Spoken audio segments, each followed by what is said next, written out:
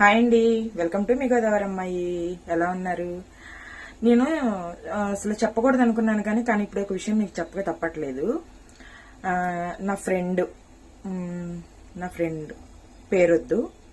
తను ప్రేమ, రిలేషన్స్, అభిమానం ఆ, చాలా చాలా ఊహించేసుకుంది. నేను ఎంత ఇచ్చేస్తున్నాను, నాకు అంత సగమన్నా ఇవ్వరా అని చెప్పి చాలా అంటే చాలా ఊహించేసుకుని అంతే కావాలని చెప్పి పోరాడి పోరాడి పోరాడి పోరాడి ఇవాళ తన లైఫ్లో ఒంటరిగా మిగిలిపోయింది.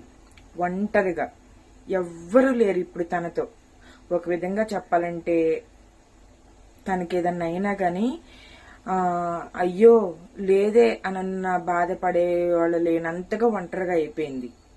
మరీ రిలేషన్స్ కోసం అంత పాకులాడినా కానీ అలా సింగిల్గా మిగిలిపోతారు.